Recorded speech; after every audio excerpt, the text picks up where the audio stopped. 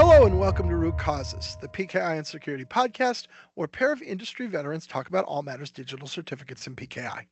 I'm Tim Callan, Chief Compliance Officer at Sectigo, and I'm here with Jason Sirocco, Senior Fellow at Sectigo. How you doing today, Jason? Doing great, Tim. Glad to be here. Okay, so we have the latest chapter in something that we have discussed for years and years and years and years, and we both have predicted that we'll continue discussing it for years and years and years, which of course is government versus encryption. So, what happened this time, Jay? This time it was the UK's turn Yes. to ask Apple for unfettered access to iCloud backups. Yes.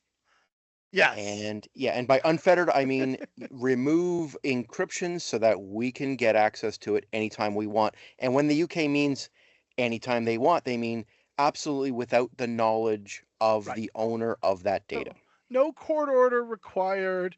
No, not only not without the knowledge of the owner of that data, but the requirement was that the very fact of that requirement itself was gagged.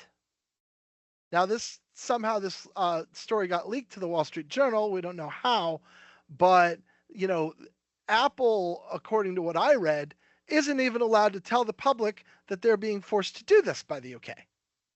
Yeah, seems to be a common tactic by the governments, Yeah, where they don't want anybody knowing that they're even asking for this. And yeah. you can understand why from multiple reasons, not the least of which because it might be unpopular, and governments don't like things that are Uh-huh. unpopular, but they Sure. also don't want to signal to the bad guy that they have these capabilities either. Right. And from a pragmatic perspective of them trying to mine the information they're trying to mine, you understand why it's pragmatically and advantageous to do that for them. We just have to overlook all kinds of other incredible concerns around this. Like the government is going to force a tech company to allow it to spy on this information and then prevent the tech company from telling anybody that they're being forced to spy on this information. That's all. Nothing to worry about. Yeah, what I think there's a few thoughts here, Tim. One of which is how many of these have gone through in various Western governments Yep. that we don't know about, we couldn't Yep. report on. Yep. This is because of basically just leaked information. Someone leaked. Yeah. What Yeah, about the times when nobody leaked? Yes. right. And so I think we have to assume that a lot of this stuff is already happening and it's out there. Um, I think one thing that's also interesting here is, the response from Apple, which in the case of the FBI back, I think, 2015, Apple basically just said, nope, not going to do it, and things kind of moved on. But I think that what's happening now is Apple saying, look, we'll just make sure that we don't have any backups that Right. are resident in the United States. Sorry, we In the won't have any UK. backups that are in the UK, and therefore they won't fall underneath this law. Even though, of course, the UK law, apparently as it is written, is saying we don't care whose citizens it is. We want unfettered access to all the data that is stored here. Right. That was another thing about the law. Exactly as that is the UK's got this law that says this applies to anyone anywhere as long as the data are within our borders, we get to do whatever we want with it. Exactly, Tim. So there it is. I think that's the sum of the news. But Yep. we've always promised the audience of this podcast, that Yeah. Crypto War 3.0 Yep. it would be continue to be reported on, and here we are. Yeah, so I mean a couple things I think, regular listeners of the podcast, we will have made these points before, but we can make them quickly. Number one is, of course, the problem with this is as soon as you weaken security or weaken encryption, it's just plain weaker. And it winds up not just being the quote unquote good guys who can take advantage of it, but invariably this turns out to be exposure for other uses as well. So that's concern number one I have. Concern number two I have is that when have we ever seen a government spy or law enforcement agency not take everything it can get? So there's this give them an inch, take a mile problem, right? Which is that we who here trusts that everybody in the UK who potentially can use this is not going to abuse this, especially since it's secret and gagged and nobody is even going to know what they're doing with it, right? So that's problem number 2 I have with this. And yeah, there we go. Maybe we'll just stop with 1 and 2. Yeah, there was an interesting quote. I forget, it was a British government official who had said the road to good intentions, or the road to Yeah, hell is paved with good intentions, right? Very old saying. absolutely. Yep, yep. And I think from a pragmatic standpoint, to make it the point as simple as possible, and this is what you were saying, Tim, Yeah. if you make a back door, then even bad guys and Yeah. unintended people can come through the back door. That's the Yeah, and point. this idea they sort of have of, well, it's okay, no one's going to come through this back door except us. Really? When in the history of cybersecurity has that actually turned out to be the case? And then I will make the third point I was going to make is I think we have really seen a pattern going back quite a while of Apple being a very staunch defender of its individual customers' privacy.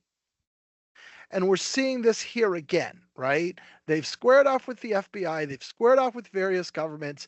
Apple is prepared to square off with anyone when it comes to defending their individual users' privacy. And you see that once again going on here, right? And then the trend. Last point, really for real, last point this time, Jason. The last point is I really think we're going to continue to see this trend that you and I have talked about, which is that everything is going to move to an end-to-end encrypted state where these sort of things just aren't technically possible, right? So today you can get a whole series of apps you can run on your phone that are free, and you can communicate with someone else, and you have an end-to-end encrypted session that is, you know, where a government can't spy on you. They just simply cannot. Tim, Yeah. these are the key points 100%. I think I've said this before on this podcast, and it Mm-hmm. was a long time ago, at least 3 or 4 years ago. My grandfather was a policeman back in the 1950s, because people might Yeah. say, what's the alternative for law enforcement? Like, what happens if we really do want to go after bad guys? My answer has always been this. The, the legal system has already figured out how to do this properly, which is due process. And the warrant system works. In other words, if a policeman can prove to a judge that there's a bad actor out there and they need to be investigated in this kind of a way, then in other words, you go through the front door method, not a back Mm-hmm. door method.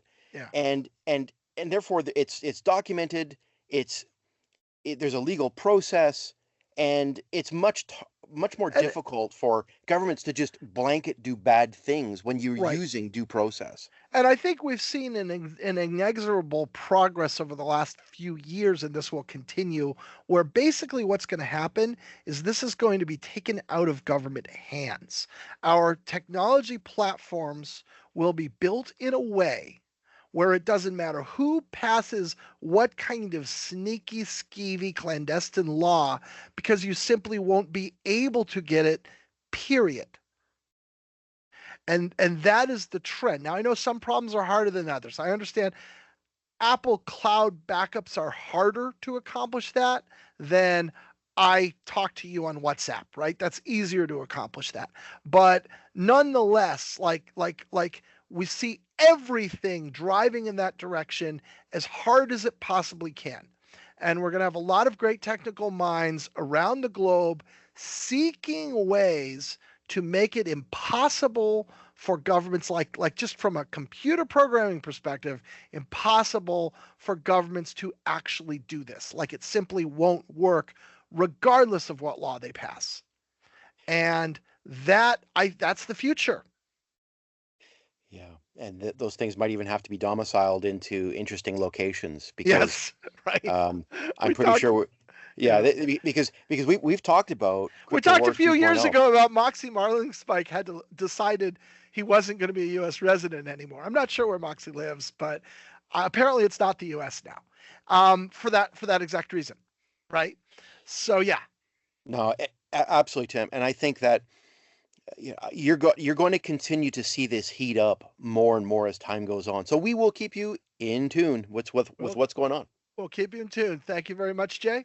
Thank you, Tim. This has been Root Causes.